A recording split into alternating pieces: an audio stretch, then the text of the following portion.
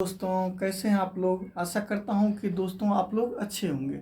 दोस्तों आज हम आपको हड़प्पा सभ्यता के बारे में बताने जा रहे हैं। उसमें हम शिल्प उद्योग हैंडीक्राफ्ट के बारे में बताएंगे। कल हम जैसा कि आप लोग को दोस्तों कल बताए थे शहरी नियोजन प्रणाली, शहरी जो टाउन प्लानिंग था दोस्तों हड़प्पा सभ्यता का, दुनिया का बेहतरीन टाउन प्लानिंग शहरी नियोजन था। और आज हम आपको शिल्प उद्योग के बारे में बताने जा रहे हैं जो काफ़ी महत्वपूर्ण है दोस्तों। शिल्प कार्यों में मनके बनाना, शंख की कटाई, धातु कर्म, मुहर निर्माण तथा बाट बनाना सम्मिलित थे। शिल्प उद्योग में क्या क्या सम्मिलित था दोस्तों? शिल्प कार्यों में मनके बनाना, शंख की कटाई, धातु कर्म, मुहर निर्माण तथा बाट बनाना सम्मिलित थे। काफी इंपॉर्टेंट है दोस्तों। कार्निलियन भूरा लाल रंग का अर्ध कीमती पत्थर मनके बनाने में प्रयोग होता था। कार्निलियन क्या था? कार्निलियन भूरा लाल रंग का अर्ध कीमती पत्थर, ये अर्ध कीमती पत्थर था दोस्तों, मनके बनाने में प्रयोग होता था। इसका केंद्र लोथल गुजरात जो भोगवा नदी के किनारे स्थित है।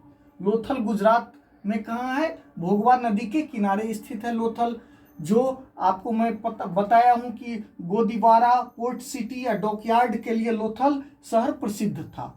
कार्निलियन निर्माण का केंद्र था। अफगानिस्तान में सोर्तुघई अत्यंत कीमती नीले रंग के पत्थर लाजवर्त मणि के सबसे अच्छे स्रोत के निकट स्थित था। यानी कि अफगानिस्तान का सोर्तुघई काफी इंपॉर्टेंट है दोस्तों। अफगानिस्तान का सोर्तुघई किस लिए प्रसिद्ध था? तो अत्यंत कीमती नीले रंग के पत्थर लाजवर्त मणि के निर्माण का ये एक केंद्र था। उसके बाद चनहुद्रो जो पाकिस्तान में स्थित है दोस्तों, मनके बनाने और शंख तराशने का केंद्र था। चनहुद्रो किस लिए प्रसिद्ध था? मनके बनाने और शंख तराशने का केंद्र था। शंख से भी संबंधित बहुत सारे जो आपको जैसे कि चूड़ियां और बनाया जाता था, गले का हार बनाया जाता था, उसके लिए चनहुद्रो प्रसिद्ध था। सेलखड़ी के लिए दोस्तों दक्षिणी राजस्थान का क्षेत्र प्रसिद्ध था। जैस्पर, स्फटिक, क्वार्ट्ज तथा सेलखड़ी जैसे पत्थर, तांबा, कांसा तथा सोने, गोल्ड जैसी धातुएं तथा शंख, फायोंस और पक्की मिट्टी सभी का प्रयोग मनके बनाने में होता था। क्या क्या चीज का प्रयोग होता था दोस्तों? जैस्पर, स्फटिक, क्वार्ट्ज तथा सेलखड़ी जैसे पत्थर, ये सब पत्थर था दोस्तों। जैस्पर, स्फटिक, क्वार्ट्ज और सेलखड़ी पत्थर था। उसके बाद तांबा, कांसा, कॉपर और टीन से मिला के कांसा का प्रयोग, कांसा बनता है। और कांसा का सबसे पहले प्रयोग दोस्तों जैसा कि साक्ष्य में मिला है कि हड़प्पा वासियों ने ही किया। तथा सोने, गोल्ड जैसी धातुएं तथा शंख, फायोंस और पक्की मिट्टी सभी का प्रयोग मनके बनाने में होता था।